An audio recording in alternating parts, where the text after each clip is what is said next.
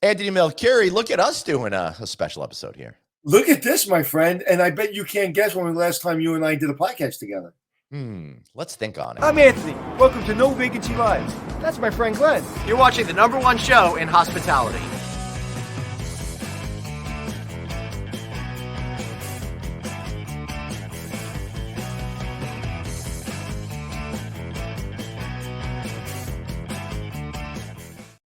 Thanks, everybody, for tuning into No Vacancy. I'm Glenn Hausman. That's the incredible Anthony Melchiori. Anthony, I'm not sure what date we're going to run this one on. It was pre-record. But as we're doing this, dude, we have been running a lot of different directions, haven't we?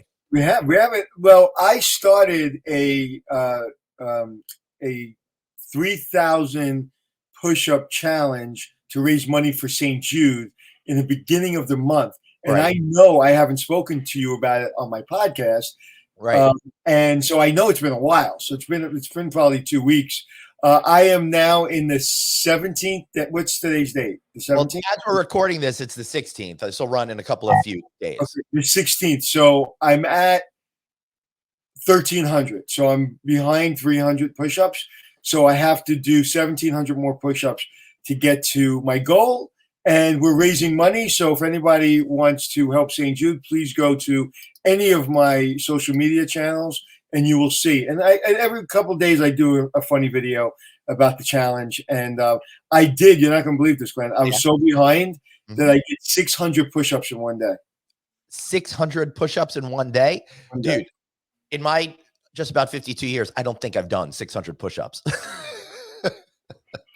So go to social media, and it's a great cause, St. Jude's Children's Hospital, one of my favorite causes. And Danny Thomas, obviously, he's the founder of it, and now his daughter, Paula Thomas, is I guess oversees it or whatever, however she gets involved. But they do a great job of raising money, and if a child goes to that hospital, they do not pay anything. So wonderful cause. Awesome. That's right. I think that's something everyone should get behind. I'm just going to donate cash instead of push-ups because I can't. Okay. Maybe I'll give in your behalf. You can do something. I'd rather you can. I'll do the push-ups. You send the cash. I think that's a good agreement over there. All right. So I'm excited for today's guest. We're going a little bit differently. We're going to be talking with Lee Curtis, CEO and founder of Reside. And I got to know Lee before he started this business in 2017 when I was very, very focused on that side of the business. Let's bring on to the show, Mr. Lee Curtis. Hey. How are you, guys? Dude? So great to see you. So, Anthony, just to give you a little context about how well I know Lee over there. One time we had lunch in London dangling from a crane. Yeah, that just came up on my feed the other day. Yeah, that was insane. That was so insane. So, Anthony, have you ever done that sort of thing? I've seen it. I have. As you know, I'm afraid of heights. So that is something. Unless I'm doing it for the show and like I have to do it, I'm not interested. Oh yeah, they strapped you in like you were on a roller coaster or something. It was super. Well, first of all, it was super unclear what we were doing. I mean, it was as vague as you could possibly make it. And I remember being lost. I couldn't find where I was supposed to go, and they kept pointing toward the crane. And I was like, "Where are we going? Right? Why is the crane involved?" But it was a pretty neat experience. And if you remember, it was like their version of Veterans Day or something, and they had those jets fly by right across in front of us. Yeah, we're hanging a couple 100 feet in the air, and the top military jets for the UK are zooming right by us. It was insane. Yeah, it was right over the Thames. It was really, really, really wild stuff. Hey, Anthony, I want to double check. You know, I was in the Army, so I know I did way more than 3,000 push-ups. So can I get credit for that and just give the money as well? No, but when you said you did 3,000 push-ups, do you do 3,000 push-ups a day? No. Well, I mean, there was a couple of days I felt like I did 3,000 in a day when I wasn't behaving well in basic training, but probably. Well, like you could do it. Hey, Lee, can we get you to bring your microphone a little bit closer? Yeah, if you don't mind. I got a big one too. So what's interesting is the time I got into basic training, which was February 1986, they were doing 341s. So there was a gentleman, one of the recruits, I guess, a couple of years prior in basic training, died doing PT. So they were giving people too many push-ups. So instead of giving you for bad behavior, instead of giving you a push-up, they would give you a 341.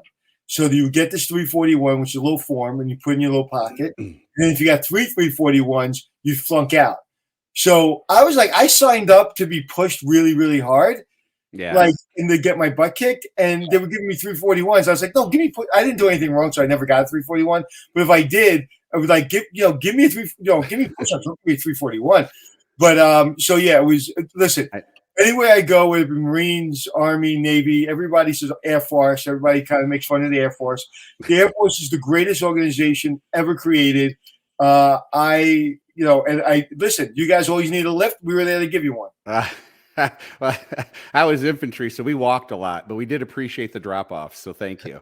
Yeah. My mentality, we have the same haircut. We don't have the same mentality because to me, walking with a gun into the fire zone, I didn't get. I understood pouring coffees for generals, on base. That was more my style. Well, we have a saying in the Army that you don't choose the infantry chooses you, is basically through testing. So that tells you kind of where I started. But well, listen, you started in infantry, I started in typing, so that's. Okay. But I don't know if you ever heard the name Colonel James Hallam's. Colonel James Hallam's. If you ever read General Powell's books, in one of his books, he mentions James Hallam of what a badass the man was. And he went on to become the director of leadership of West Point. He was my commanding officer when I was in Honduras at Joint Task Force Bravo. And I was attached to the Air Force, but I was in the Air Force, but I was attached to an Army unit when I went to Honduras, and he was my boss. So I got Colonel Jessup for my boss for 6 months. Wow. Well, not to keep on this topic, but I live in an area of Hilton Head where there's a lot of retired generals, but I've made good friends with General Fig Newton, who you probably have heard of. He was one of the first multi-star generals in the Air Force. Black. That's got to be a nickname. It is. Fig is his nickname. Okay. Yeah, I never call. I still call him General. I don't call him Fig. I haven't gotten that comfortable with him. Well, the hardest thing for me to see is when people call generals or even colonels, by their name, even when they're retired. I'm like, no, I can't. Calling a chef. It's like calling a chef by their name. I call him chef. I don't know 90% of the chef's names. Chef. I call general. Yeah. Like I've never ever gotten used to calling even a retired general, hey Tom. Yeah. Well, especially if his nickname's Fig. So I just go with General. I'm looking him up because I do not know him. But while Anthony is hitting the internet over there, Lee, why don't you just share a little bit about what the company is all about, just to make sure people understand where we're starting this conversation between Reside and 360. Yeah, and obviously when you're talking to me, you're talking to someone who's been in this corporate housing for a space, long time. Almost coming on 30 years since 1994. So if there he is, there's Fig. Okay, becoming a four. He was a 4-star or 3-star. I think 4-star. First 4-star. You have a better chance, Glenn, of walking to the moon backwards with your hair on fire than becoming a 4-star general. Even if you go into the military wanting to be a 4-star general, I think it's 0.0000 quarter of 1% chance of being a 4-star general. There's right now, there's only 48. I was thinking it was going to be 0.00000 point. I think there's only 48 in the whole military right now. Yeah, and he was the first, and he was also in charge of the Thunderbirds too for a long time. So he's a gentleman. I love every second with him and his wife Eloise. So I was asked to be protocol officer for the Thunderbirds when I was in. After I won some awards, and they asked me to be. So I got my headshots and everything, and I met them, and I was so excited. And I decided to get out instead.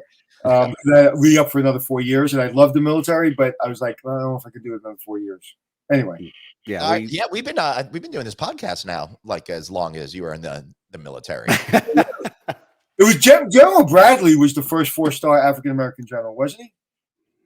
I don't know. Well, I know you don't. I don't know.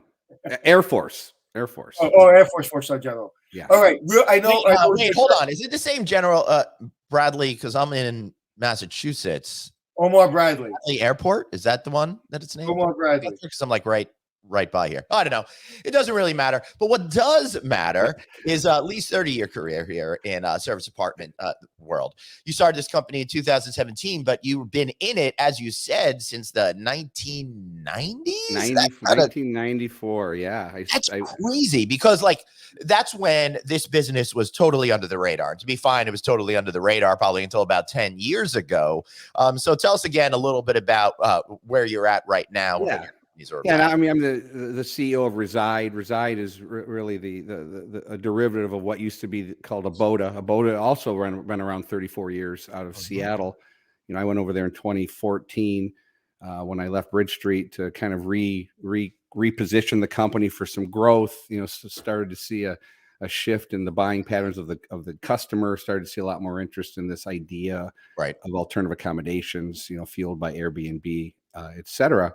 But you know, as the old saying goes, I like the company so much we bought it. So I partnered with Westbridge Capital, Mike Meekins, and we purchased Aboda in December of 2017, rebranded Reside, and really started to kind of lean into a much more diverse portfolio of furnished apartment offerings. We really wanted to embrace what was happening, not stick ourselves in that corporate housing bucket. You know, offer different types of products and different locales, different types of business models, and you know, we started that journey, and then in the midst of that, we started to improve upon and then really exploit the technology we had developed called 360, which took off significantly during COVID. It was a really interesting time for us as the core business kind of retreated a little bit, as many did. And then our clients embraced the technology we developed and started to push that tech to deliver these furnished products globally for them. So, you know, fast forward to today, and you know, the 360 platform is bigger than the core business, which is still quite big. So it's been a really interesting, you know, journey the last 5 years. That really is interesting. And, you know, Anthony, to give our viewers, listeners, a little bit of a perspective, the service apartment industry was, like, as I said, below the radar. And that's because you, as a general consumer, wouldn't just pop onto your favorite website and be able to book it. Instead, it was like relationships with corporations and a lot of, we need a reservation here, and a lot of back and forth kind of stuff. And that kind of kept it out of the mainstream. If you work for Goldman Sachs or something like that, you probably knew what it was, but outside companies that were utilizing these types of services, Agoda and others, Bridge Street, et cetera, it was kind of behind the scenes. In the last number of years, we saw that changing, particularly with separately, but coming in and kind of blending was the whole idea of the extended stay business in the United States and beyond. And what that did is it kind of changed the market dynamics. It kind of forced the service department business to kind of come in to that 21st century in a meaningful way. And it's kind of changed the entire playing field. Lee, do I got that right? Pretty close. Yeah. I mean, I think, you know, in certain, I kind of, because when I was in my other Bridge Street role, we had the service apartment business in London. It's called corporate housing over here. It's been different for a number of years in that one's more focused on assets and standalone options, and then corporate housing is kind of like the service department capital of the universe. Yes, right? Yeah, either that or Singapore, one of those two, but certainly. No, yeah, the product has certainly been under the radar, mostly because it's been a B2B kind of program managed product, right? So it's focused historically on mobility, you know, those relocation moves, those group moves, those projects, and it's very flex oriented. The brands are more, again, business to business brands, and that's where it's lived, you know, for years, and it kind of sat adjacent to service departments, sat adjacent to hotels. You know, all the other hospitality spaces had their roles. And for many years, this industry was considered a 30+ day business, right? And I think is the interest in the core product, which is at the end of the day, a very nicely fitted, you know, furnished apartment, you know, as you watched people start to find those through different avenues like VRBO and Airbnb, suddenly there's a higher level of interest toward, hey, there's this product out there that no one's actually talked about. How can I get it? Right.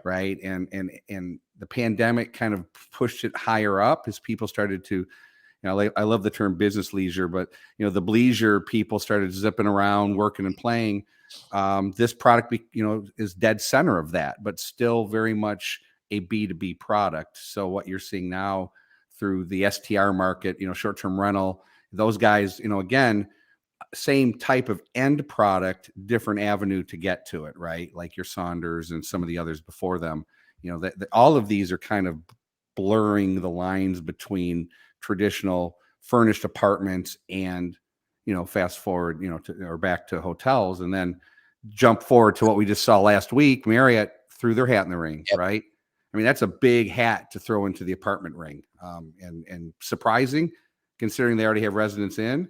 But and the executive residences, or whatever they call very them. surprising. And I'm fascinated to watch that develop, because I think others have tried this business. Hyatt tried it, Accor tried it, Marriott's tried it twice, right?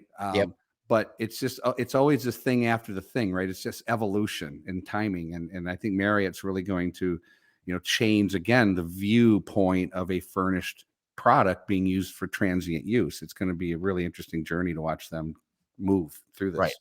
Anthony? If you can bring us back and just explain to the audience what 360 is. Yeah. 360 is a really, it's a business to business marketplace. I don't always like going back and comparing things to Airbnb, but to connect dots. Well, yeah, right? people, they needed basis understanding. So, I mean, if you think of the ecosystem of Airbnb and all the hosts and the process, that's putting buyer and sell together on a unique product. If you filter that all the way down to Superhost and business appropriate high quality products, which would be a much smaller part of the universe, and package it and then reintroduce it back out into the world through a marketplace, you have 360. Now, I say that not implying that we've just done nothing but take Airbnb. We've built our own supply chain globally. We're in 1,600 cities, 60 countries. We've developed a supply chain over 5 years, and they're all different styles of furnished apartments, whether it's service apartments, executive residences, apart hotels, traditional corporate housing, student housing, extended stay hotel brands. All of them are part of this ecosystem of what I would call online and offline inventory that we then package through our algorithms within 360.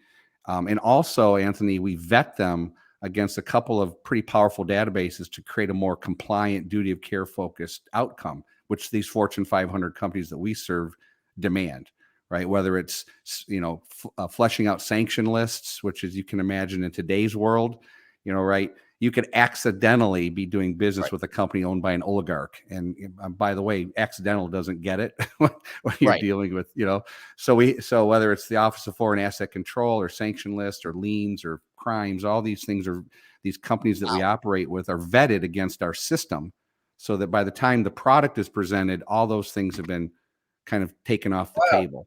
Well, So, I've never even heard of anything like that, Anthony. I know. Right. You know what's funny about that? I was thinking about it today, Glenn, as I prepped for this episode. I'd make one of the three of us. Yeah. I know I had 2 cups of coffee, so I'm not going to be as good as I could be. Yeah. Let's see. 3 is perfect. But I was thinking about that, and it's funny because what I just said to you regarding what we're doing behind the scenes, that third leg of offering for our clients, I've been talking about it publicly like this for 5 years. I'm shocked that no one has copied it, because it's not a secret sauce. It could be, but we feel it's the most important thing we can do for our clients is protecting them on that duty of care compliance piece. And I'll throw one more layer onto it, Anthony. We have GeoShore is a partner of ours. GeoShore triangulates by address all of our offerings, so that when you book with us, you're going to get a GeoShore safety score that scores on like 7 different attributes, from women's safety to COVID flare-ups back when that was a bigger thing, to LGBTQ safety, all sorts, crime stats. It all creates this safety score. So we're also addressing the more innate need of guests feeling safe where they're going, because when you're dealing with this type of product that could be in the in one of the second arrondissements out in Paris, and you've never been there, and you're going to have to walk through a residential area to get there. It's different than showing up in front of a hotel. Right. So explain, I think, for our audience, explain who your customer is. Like if I'm just a guy who wants to go find a room, am I finding you? Well, two answers to that question. Our primary, longer term client would be, any of the Fortune 500 that have a robust global mobility need, or furnished housing needs. So, and that would be typically at that 30+ day length. That's where it's lived. So, think of, I don't want to do infomercials on my clients, but think of who delivers your packages every day at your front door and others like that. That's what we work with. Joe stays at your property. Amazon. Yeah. But think of the global needs of an organization like that, and they have teams that manage their teams, right? So there's a middleman. We curate it through the technology, and give options, whether it's direct booking or source booking based upon length of stay, need, size, right? So because you could have anything from, hey, Glenn is going to go over to Bangladesh for 60 days and needs something. Here's his requirements. They fly it through the system finds it, brings it back, presents it against their protocols, i.e. pricing, quality, location. And then we give, either this person or Glenn, depending on the company, the options. The second piece to that, Anthony, and we just released our user interface, is the direct book channel for these companies to then send to their employees to self-serve their own modules. So we take care of all the payments, et cetera, through our system, and all the sourcing is direct, which, as Glenn knows from his early days in this, probably bumping around this industry. And one of the the little underbelly of the industry is a lot of the inventory isn't readily available today to book today, right? It's a little more flex. It's a little more speculative. There's some of it out there, but a lot of it not out there. So you have to kind of blend all those things to present these options back. So there's really two tracks. It's that business, it's that mobility project group that moves around the world, which, again, back to COVID, that's a big group that moves. It moved all through COVID. That was what was fascinating to me. When you kept hearing about everything shutting down, right? We're watching mission critical teams fire up and head out. And it was pretty fun to watch, just to see how companies behave. Right. And now that we have this other tool, we can start to solve the problem that the travel management companies are having, which is their clients are asking for access to alternative accommodations, but they know enough not to go wading straight into the Airbnb world, right? Because there's just enough fuzz on that one that they're a little nervous about how that transaction will end up. So they're looking for tools that can help them navigate those channels, and 360 was built to help navigate those channels. So with all the brands, building brands on top of brands on top of brands, matter of fact, since we started this podcast, 17 brands have been introduced. Okay, so, all of them under a hotel flag. Yeah, that's what I'm saying. We started recording 23 minutes ago. Marriott just built 17. We're talking to you. But my question is, with all these brands, and now we need to get into extended stay business. Now we need to get in this business. Are you seeing that the corporate traveler, are you seeing that your clients are like saying, you know what, we do want to stay in a hotel because we're going to Bangladesh. We don't really know the territory, and we're getting decent rates, and we're going to keep our person there for 30 days. Are you starting to see, is it more challenging because there are more brands and because the hotel companies are getting into your space?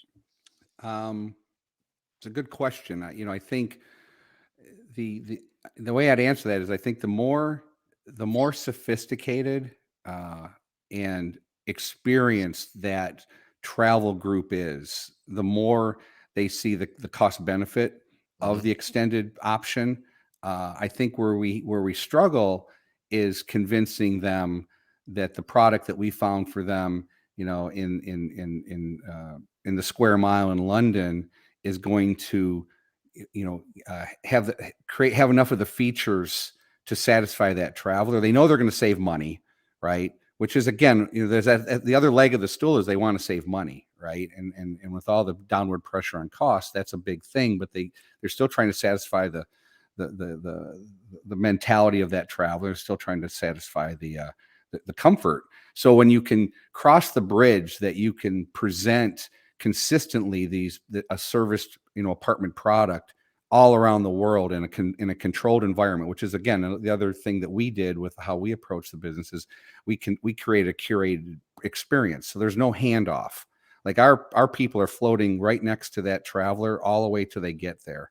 And we're the person they talk to if something goes wrong. So we've tried to remove all the sort of edges that occur in this sort of travel to create comfort that this won't go bad. And that is the business, period. That's the business. That is the business. You take that out, you don't have a business. Right. That's someday, if you believe blockchain, we won't be here, but we'll be here for a while. You will absolutely that's the business, because that's what you just said. When you're the thing that they have with the third parties, with the Expedia, hotels, TripAdvisors, and the hotel, we still haven't figured that out. No, ma'am, you booked that through Booking.com. We cannot give you your money back. You're on your own. You're on your own. I mean, we haven't figured that out. I mean, in the hotel business, which is insane. No, it is insane. I mean, and it's been a long time since I've booked in one of those OTAs, but when I had, I'd say 50% of the time you show up at the desk, right, that reservation's not there. They got to go look for it. Now there's a debate over who paid for it. I will tell you something. And I talk about this, and I try to teach people how to book online on the hotel's website and not get caught up on a third party, because they're so sophisticated in making you believe it's the hotel's real website and it's a third party. Yep. I was traveling last week. I had a lot of traveling going on, and I had to drive from Boston to Virginia, long drive, and I couldn't make it all the way there. So I stopped 45 minutes from being away from my daughter's having a tournament, volleyball tournament, and I stopped 45 minutes out. I pulled over to a service area. I booked the room. I'm looking. I found the website, their website, booked the room, went to the hotel, and the person said, "Did you book on our website?" I said, "Yes, I just booked 5 minutes ago. Here's the confirmation." And he goes, "Sir, that's bookings.com." They got me. That's how sophisticated they are. Wow. That bookings.com got me. But the good news is they didn't charge my credit card. They just pre-approved my credit card because I wanted to pay with a different credit, and it was easy. So bookings.com was easy, not a commercial bookings, but it was easy. But even I made that mistake because I was so frightened to book into a third party in case for some reason I decided to keep driving and go.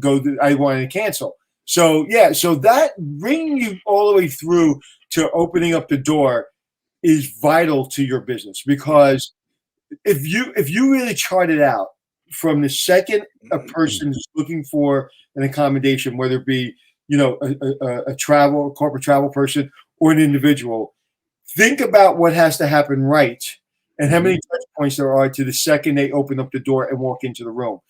I'm going to say 1,000, maybe more, maybe less. I'm not sure.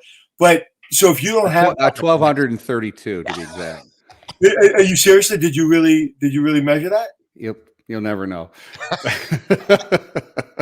Oh, he's an Army guy. Hey, by the way, you used retreat before. An Army guy should never use the word retreat. I know. No, but you're right. I mean, and this is learned, right? Like when I say 30 years of doing this, it's 30 years of experience, 30 years of data analysis, 30 years of of surveys, and when you distill it all, it gets down to just a handful of things that actually are important to that end user, and finding it, getting in there, getting in safely, being comfortable. I mean, it's funny when you watch the noise of the hotel industry and all the things they keep trying to do, and it's like there's a core element of hospitality and peace of mind that's actually the impetus of all of it, right? Or you just take a tent and go stay somewhere, right? So, and I think for us, we continue to put ourselves in the shoes of the traveler, and because I've lived this for so long, and so have all my team. We use this product, so we're constantly going, hey, this could be better, because apartments are hard to find sometimes, right? I mean, that's one of the big knocks against apartments is finding them, especially in foreign countries, where there are blocks. Yeah, there's 10 of them, on a corner in London, right? And even though it's the epicenter of service apartments, it may not be branded, and now you're looking for a doorway, or there's a skeleton key hanging from a squirrel in a tree that you got to go grab and get in. Yeah. So how do you get these apartments then all over the world? Yeah. Do you get it ahead of time, or someone says, I got to go to Bangladesh, let's find it? How does all of that kind of come together? Well, in a perfect world, we're ahead of it, right? So I have supply chain teams around the world, Singapore, England, Europe, here. We're constantly looking for new avenues. Like the obvious pieces are there, right? You just go to the service apartment group, ASAP, and connect with all of them, and then corporate housing association. And you were also director and chairman of CHIPA, the corporate housing providers. Finally done with that. So, yes, last March, right? Yeah, finally. Well, I just finished up a committee I had to chair because of but I'm done. So I'm, it was great.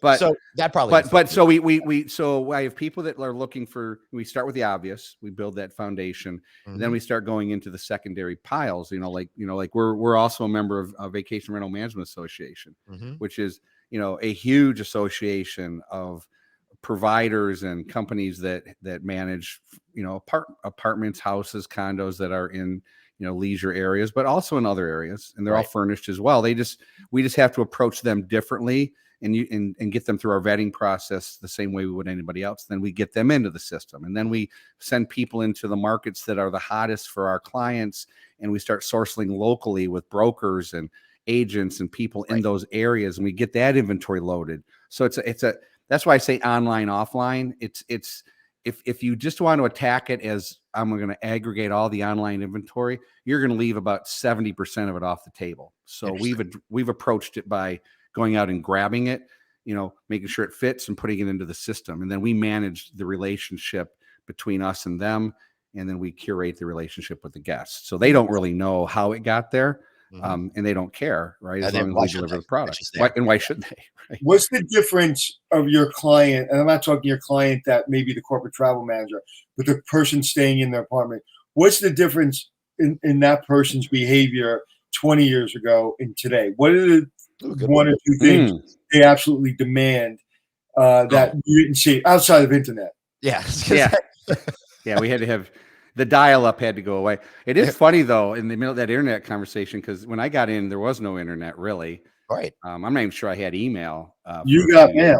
Yeah, you got mail, and then there was dial-up, and then there was DSL. Yeah, and then that was like 128 kilobytes as opposed to like 1600. But it was probably one of the first times I paused and go, you know what, we're going to wait this one out, because you could just feel like whatever you did today was going to be antiquated tomorrow, and when we just held back. So yes, we finally got to the point where you're into high speed and fiber and all that, and then the wireless. Well, I got DSL when I lived on the Upper East Side in a studio apartment in like 1996 or 7 or something like that, and it was great having it because I could download a photograph in 3 hours instead of like 8 hours. So I thought it was a good investment. Listen, you guys wouldn't even exist without internet. Who's watching this, right? My whole career is because of the internet at this point. It's incredible. Well, really everything, everybody. The reason we're having such a problem in the hospitality industry is because of the internet, because people are able,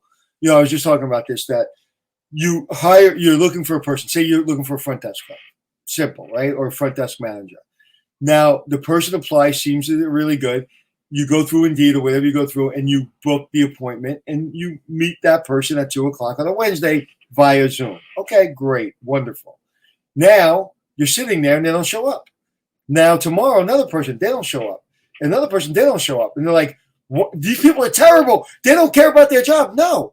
Because after they booked the appointment with you, they got another job making $3 more, and they took that interview first because you were too busy until next Wednesday to interview them, and they got a job in seconds. Whereas before, when we were growing up in this industry, we'd have to go, at least me, I have to go to the New York Times, wait till Sunday, look at the 50 jobs in the Sunday section of the New York Times, night manager, Plaza Hotel, lightning bolt hit me in the head. I go, oh my God, my dream job. Go in. Curtis, yes. This is Anthony, yes. 5 interviews later, I got the job. Right. And then I was in concrete because I got a job at the Plaza. It is so hard to get these jobs. How do I get another job? Well, it took me 2, 3, 4 years to find another job. Whereas today, it's instant. Mm-hmm. And that's the problem. People haven't figured that out. It's like, oh, people don't care. People care. They just have tools to get what they want when they want it. Yeah. And if Agreed. you are not, as an employer, Yeah. or a person running a company, if you are not working on urgent, you're going to lose. Right. I agree. Everything has got to be urgent. Everything has got to be yesterday. And there are no, well, I think I can fit this person in Wednesday at 3:00. They seem like a good fit. They seem like they like the company. No, right now, I'm available right now. I'll pull my car over on the side of the road to take an interview. Yeah, I'm available right now. That to me is what technology has done and what the internet has done. So if you go to one of your apartments and you don't have internet, you're done. Oh no, yeah. It's the table stake. It's probably even better. It's probably more of a table stake than water because you can get water. Right. Well, for a delivered. lot of years, I preached that's a utility. We got to treat it that way. But Yeah. what else is different in the Well, makeup? well, yeah. So you go back 20, 25 years. And I say this in one of our brand anthem videos, some of the things haven't changed at all, right? Like let's start with and it shows up, hot, high pressured shower, right? I mean, when it's missing, it shows up in the comment cards. So you got to ensure that you're getting, I mean, like it's like coffee, you got to have it, right? Right. The bed has been fascinating, right? The journey of the bed. If you go back 20, 25 years, and think about the bed you were sleeping on at home, there was only 3 or 4 options, and they were all little 8-inch beds, and Right. you didn't have 50 pillows on your bed, and who would have thought of putting a blanket at the bottom? So the bed started to evolve, and that you can thank Weston for that. The heavenly bed, when we go back in the archives and look at historic moments, the heavenly bed changed the world. Yep. Do you remember the press? I still remember the press event around the bed. Do you remember where it was? I do not. It was in Times Square.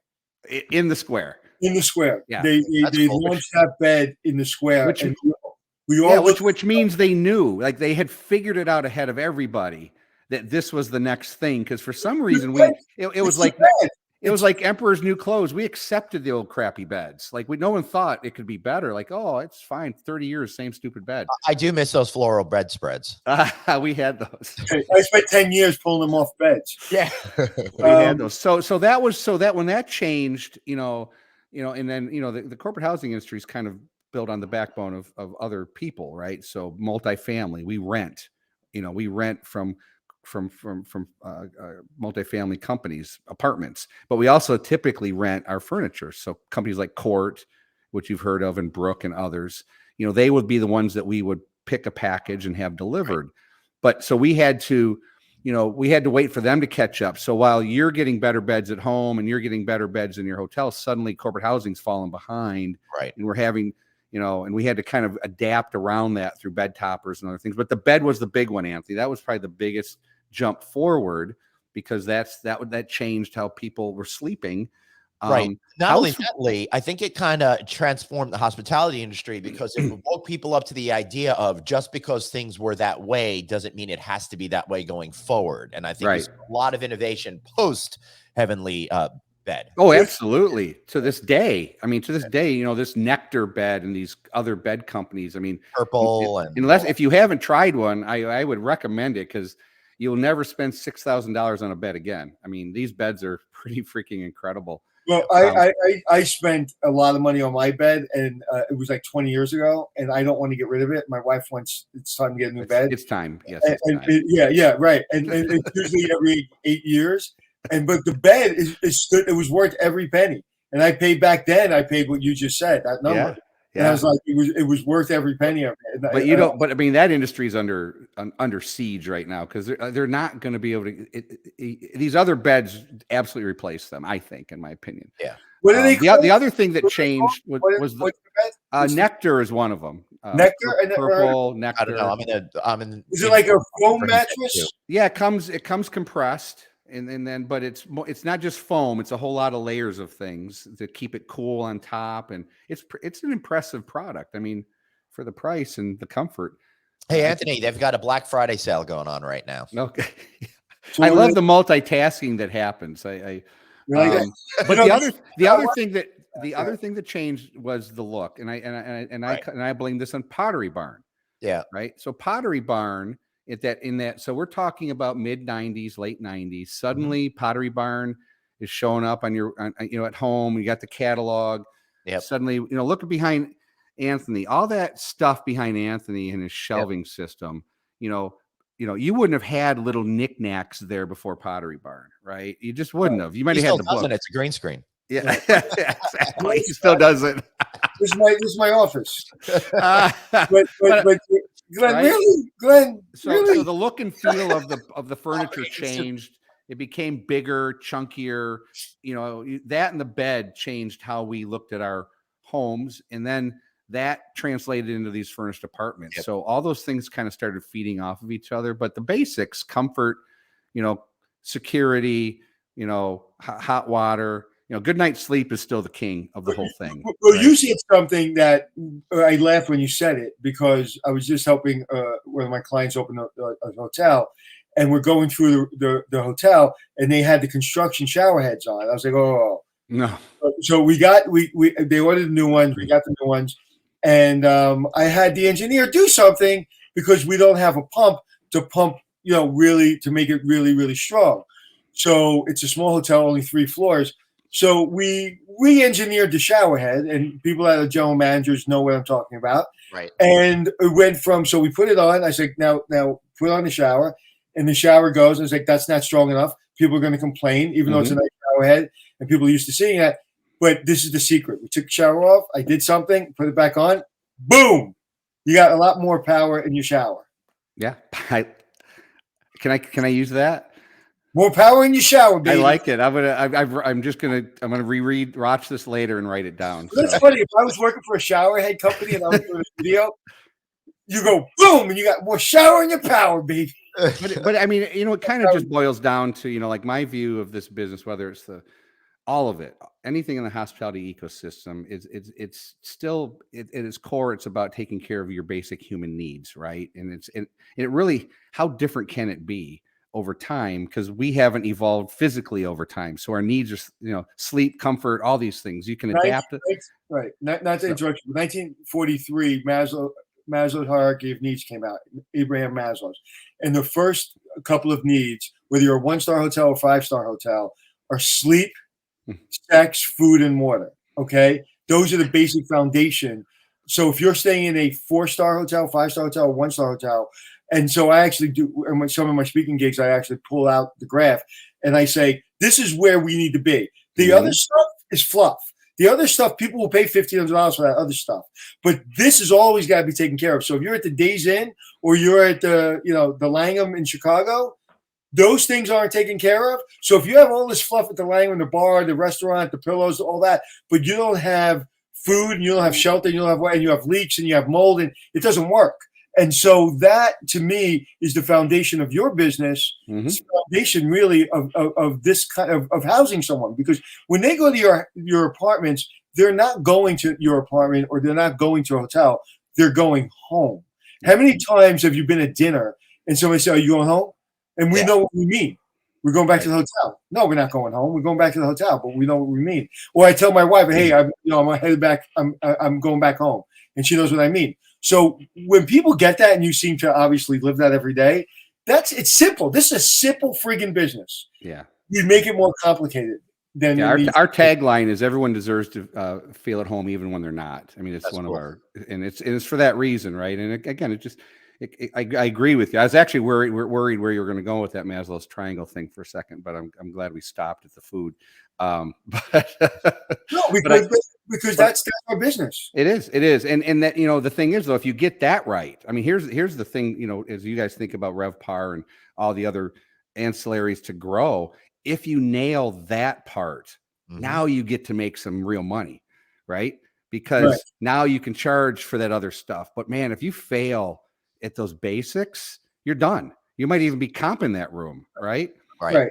And again, depending on what level you're at, when you travel, if you're just starting out, I just saw something on the internet that really blew my brains out.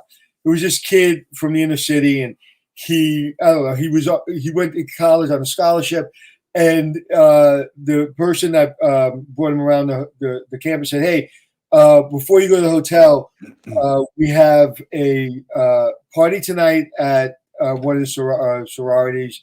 We have a basketball game or we have whatever. And he said, no, I'm good. I'm going to go back to my hotel. And it was like, well, nobody's going back to the hotel. We're all doing something. He goes, no, I'm good going back to my hotel. Okay. And so he went into the hotel. It was the first time in his life he ever was in a hotel. First time in his life. And that resonated with me because if he had the shelter, the nice bed, the warm shower, and the TV, he was the king of his universe. Right. He needed to be in a 5-star hotel. He's in a hotel that's safe, that had shelter and hot water, which he wasn't really used to most of growing up. And that's what we provide. And when we try to kind of outthink ourselves, which this industry is famous for, let's take out the desk, see how that works. Oh my God. Let's put all our health equipment in the room. Let's see how that works. We don't need a gym. No, we need a really, really big gym.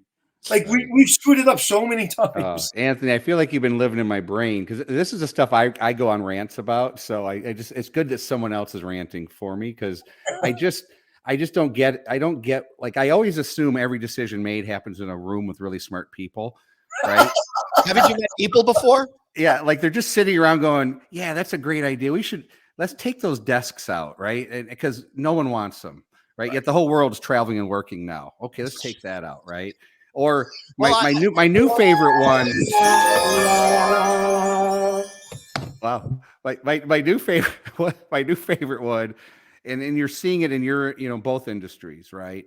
Is this tech-led hospitality relationship, right? Like the technology is going to replace the people. The technology is going to change the dynamic of a hotel, and when you finally see it in action, you're like, yeah, but I'm not. I want some interaction. I want to talk to somebody, right? I don't want to be removed from the whole personal experience of a hotel, which is why you never see the kiosks with lines in front of them, right? The people will wait in a front desk line. I mean, I was at Caesars for VRMA. They had a whole area for self check-in. Yeah, well, those self-check-in machines take an hour. Yeah, they had 300 people in line that were very happy to wait to go talk to someone versus the kiosk. And it's fascinating because it's some I'm sure it's some big study in psychology that I don't know about, but I do know that. Well, I think when we get it, I think one of the brands is getting 2-touch system. It's like boom, boom, key. And then when we get to boom, boom, key, then what happens, which I think really that's where we're headed. I know that's where we're headed. But what we talk about a lot is the touch points are less, but they're more impactful. Yes. I was just at a Cintas event Sunday, Glenn. And remember, so we were at Resorts World, me and Glenn. No, I don't know if you were with me, but I don't know if you were here when this happened. I come down from the elevator to Crockford, and again, they gave me the key. They were nice, whatever. And I was in my room, and I didn't have a lot of interaction with people. And there was this young lady in this beautiful uniform, or apparel, as we call it at Cintas, and it was beautiful. And I noticed her apparel, and we had a conversation about it. Yes, I was with you. We were having a drink in the lobby together, actually.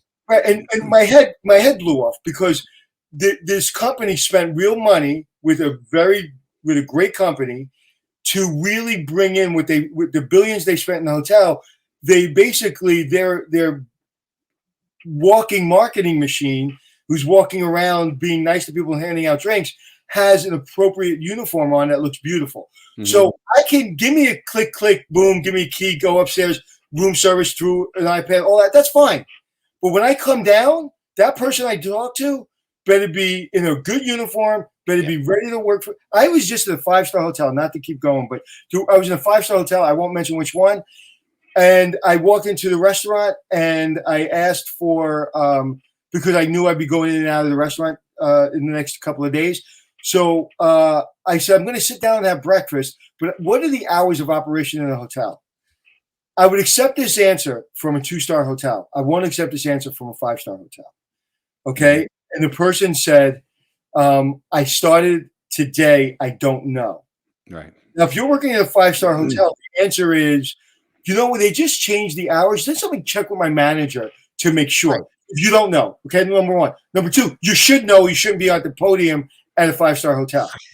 And could you imagine if that hotel was getting rated that day? Basic piece of information, what hours you're open. Yeah. So anyway, my point being is to kind of what you're saying is, because your business is, to me, as an outsider 10 times higher than the hotel business, because you don't have one building and everything's being focused on one building. You have assets all over the world. That is almost an impossibility to get that right. So I can't imagine, what your brain looks like in the daily basis. Well, I'll say this out of respect for both our military careers. When asked, what is the thing that makes the U.S. military the best military in the history of the world, it's logistics, right? That is why we've already seen the demonstration of that with Ukraine and Russia, right? Logistics is what we are good at, right? And for me, maybe because I spent a career thinking about hospitality and military, together, the logistics, the process, the repeatability of the process, the training, all those things are inherent in how I look at it. I don't think of it as unique, but I guess maybe it is in some cases. But it is hard. You're right, because we're managing different people's companies to create the illusion of our company on top of it. And it's a dance, and we do it's just, I guess, to give some clarity to the process, through our own internal guest satisfaction systems and some SMS touch points that we do with our guests. We do get constant ratings on our supply chain. And if they fall below 90% on the quality scores, they are put into the penalty box. And if they don't come out of the penalty box in a certain period of time, they're removed from the supply chain. So we actually are pretty militant about it. We work with them. We don't just say you're on your own, but there are people that are removed for different reasons. That's one of them. And flagging out in the vetting system is another one. But yeah, it is hard, but it is doable. I think that's why the people that really put their hat, in the game into this type of business are not as many as others that would open up 17 brands in 23 minutes. Right. I love the fact that you went back to logistics, because again, being a military guy, it's all about logistics. And going back to Maslow, right? If you're fighting a war, the basic foundation of your men have to be met. Mm-hmm. They have to be sheltered, even if it's in a bunker. They have to have food, right? They have to have water. There's a sleep plan. There's a sleep plan in a bunker. And I don't know if you're right. And I don't know if you know this, but in the Persian, the Gulf War, the first one, there was I believe it was a colonel. He could have been a 1-star, but I believe it was a full bird. And by the end of, how long was that war? That war was what? 28 days or something? Yeah, less than a month. Yeah, less than a month. Guess what rank he got out of that war with? He started as, I think, a full bird. He was a 3-star general. Wow. Was that Norman Schwarzkopf? No, he was a 4-star general. But no, he was a general when he went into the war. You can look him up. Logistics Army 3-star general, colonel, whatever it was. And so when he was being interviewed, because you would see it, like he would all of a sudden be on the news, and like in his because I guess he was a spokesperson too, and he went from like a colonel to a 3-star. And when asked, they said, well, what was happening was he was running into logistics problems because he was in charge of logistics, and he was running into supply chain issues. And because if you know as well as I do, if you're a 1-star and you're a colonel, that 1-star owns your life. Right. Owns your life. Right. So he needed to outrank the people around him so he can get stuff done. And I don't know if it's Schwarzkopf or Powell, but they kept on anointing him, and the man in 30 days got 3 stars. That's what logistics is. Yeah, I wonder, and not to get stuck there, but I do. I'll go back and look, because there's got to be some potential. There's got to be a wartime process for field ranks like that, because obviously every general goes through Congress. Right. So fascinating. You can get a field promotion in wartime. Yeah. Okay. And I don't know what they use, but man, I found that fascinating. And logistics to me, I never use the word and I never say anything about it, but people in business think I'm paranoid about business, and I am. I'm paranoid about logistics. Right. That's what I'm paranoid about. I'm paranoid about going down to breakfast area in the morning and we don't have napkins. And they're like, oh, it's not a big deal. Well, to me and you, it's like, well, we don't have bullets. What do you mean? Right. You need bullets, man.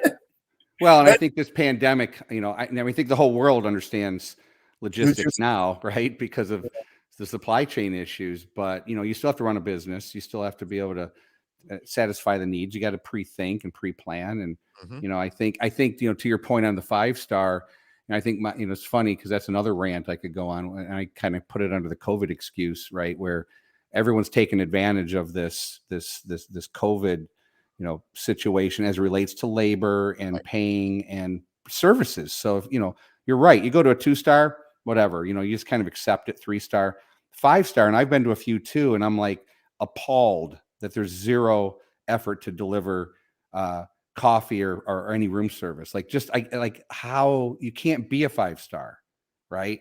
And which means you got to do the work to hire. You got to do the work. You can't keep saying it's because of something, or Right. or quit charging me that 5-star rate for a product that doesn't have 5-star attributes anymore. And what irritated me was, it's funny because I won't stay, like on my dime, I'm staying 5-star. I'm staying at, I love the Holiday Expresses and things. Unless I'm on vacation, I'll stay at a nice hotel. But or a 5-star hotel. But my point, what I got upset about, you're not gonna believe this. My client was paying for it, and I got more upset that my client's paying for that. I could have been somebody. I could have been the client where I was about to put a piece of business in this hotel, and you just ruined it for me. Right. Because if you couldn't answer that question, and I was about to put, say, $500,000 worth of business into your hotel, you just lost it because you didn't train. And again, you and I can rant forever because we are going to lose the hospitality in our industry. We're already losing it. And because now it's not becoming important. Before, it wasn't important to a lot of people outside the industry coming to our hotel. Give me a clean room, clean bed, make sure monsters don't eat me. And yeah, I saw a mole, but I'm not even going to write about it. I don't care. Mm-hmm. Now, hospitality is not becoming important to the people in hospitality. That's a problem. Yeah. I think we're coming to a collision on all that, because I think now that everyone's back and everything's in full force, people, their patience is now like, what do you mean you won't put a pen and paper in my room because of COVID? Like, what is that? It's a cost saving measure. I know what it is, but I mean, I'm just telling that for everyone else. I know. Don't try to convince me, right, that I'm going to get COVID off of a pen and paper in a room. You're just saving money, and now you have a problem because that new money saved has found its way into the P&Ls, and if you're public, it's found its way into the earnings, and you're going to have to take a hit to bring it back. And that's the biggest one is housekeeping every day. Right. That's the biggest one. That's built into the P&L now. Good luck. Right. Yeah. Disney's been doing that. They've been stripping out everything that made them special, and every single time they put out press releases saying it's to enhance the customer experience. And people are catching on to that. So in the general hospitality industry, if you keep saying we're doing this for your benefit, but the benefits are clearly being taken away, then folks are going to start to get restless with that, not feel they're getting the value, the price that they're paying when we're at all-time highs. Oh, and by the way, open the door bigger for the Airbnb of the world, right? That already isn't giving those services, right? So now you don't even get to say, well, if I'm over here, I get all this. Now you're bringing it down to the same level. You're just creating more pressure for yourself. But Yeah, and again, in the beginning, when we were all sanitizing our groceries, I understand it. Yep. But now, my favorite all time is two. One is the we don't want to wash the sheets because we're trying to save the planet. We're not going to wash the sheets because we're saving money. And my all time favorite is we sanitize the remote control, put it in a box or a piece of plastic. We have the Pope and the president certify that it's been cleaned. Yep. But then how about the flushometer? Is that been cleaned? Has the housekeeper cleaned that? Because that's the dirtiest thing in the room, not the remote. How about the couch I'm about to go sit on? Has that been cleaned? Probably not. So to me, it's we I don't know. We get in our own heads in this business, and we think we know what the guest wants. And now this is what the guest wants. They want do not disturb signs. They do want good technology. They want text messaging. But when they do want to speak to a person, they want a nice person. In that hotel, I was talking to a room service person, and they were delightful. And that made me very happy. They made me very happy. And they actually called me up and said, hey, you know what? Do you want something like this instead of that? And I was like, yeah, that works. That's great. What they really were saying was like, we're out of that. do you want that? They didn't say it that way. They made an excuse to call me for something. And so, oh, by the way, I didn't mention our special. I said, oh, I like that. I'll have that instead, because they were out of the other thing. So that's great training. That was great training. Anyway. Lee, we're just about out of time. Why don't you wrap everything up in a nice little bow and tell us about where you think the opportunity is for your companies in the future? Yeah, I mean, I think again, we've been harmonizing around it through the whole time. Yep. You know, there's heightened interest and continued growth in, you know, all things associated with, you know, kind of experiential housing. You know, I think alternative accommodations, or, you know, whatever you want to call the different tangential pieces of it, are benefiting from that. I think, you know, the ability to deliver consistency and quality and space, you know, in multiple locations that feel more like home versus a hotel. I think that's it, because people experienced it during COVID differently. They liked it. And I think there's a real opportunity here, again, demonstrated by what Marriott's thinking about and others, to push another type of asset class, or, you know, dare I say, Anthony, brand into the ecosystem. But I think it's going to be different this time. I think all these sub brands are eating themselves. I think they're trying to figure out what to do with old products. You know, there's all this stuff going on. You got, you know, a ton of commercial space coming back to the market that can be redeveloped. There's a whole lot of really interesting opportunities that will allow this type of product to I think mature. Particular, Glenn, in the U.S., where you kind of called it out, the standalone service apartment blocks that have not typically existed in the U.S. I think you're going to see a lot of it coming. And I think a couple brands are going to get in there and do it right. Yeah. And I think that's going to benefit everybody. Yep. Excellent. Lee Curtis, how can we learn more about you, Reside, and 360? Give us a plug. Oh, I'm sorry. Yeah, I thought that was a sign off. That's coming next. First, where you learned from me. You could find Glenn, be slow with him. He's from the Army. I'm in the Army. You know, just beat twice to say yes. Or is it once? See, that's why we get in trouble. My name is Lee Curtis, CEO and founder of Reside. www.stayatreside.com. Lee at staywithreside.com is how you can get a hold of me, or track me down on LinkedIn. Any of those will work. Beautiful. How'd you come up with the name Reside? You know, a good friend and a business partner of mine, John Wolfert, was sitting on that name for a long time. And when we first got together and started thinking about what we were going to do next, you know, Reside was part of some of those early conversations, and the name just seemed right. I like it. And yeah, we get a lot of compliments for it. It's a great name. Yeah. Awesome. Lee, thanks so much. Well, I hope to have you back again soon enough. I look forward to it. Thank you. All right. Hopefully the next time I see you won't be dangling from a crane, because that was really yeah. Or we could do it from a crane. That would be fun. That'd be really cool. All right. Yeah. We'll get ready for a little crane talk. Thanks, Lee. See you soon. Anthony, that was a really fun one today. You think me and Lee liked each other? I think we got something going on. Hey, Lee, if you're still backstage, stay tuned until we're off the air. All right, let's wrap this thing up. All right, everybody, if you're watching us, why not give us a listen? Check out the podcast feed at Apple Podcasts, iHeartRadio, Stitcher, SoundCloud. You know the deal. Wherever you want to download your shows, we are there. And if you're listening to us right now, why not give us a look? You can watch us on LinkedIn, our respective pages, Facebook, and everywhere else that's out there. Any final thoughts? That's it, my friend. All right, everybody. Remember, you got one life, so blaze on and be kind to yourself. We'll see you all another time.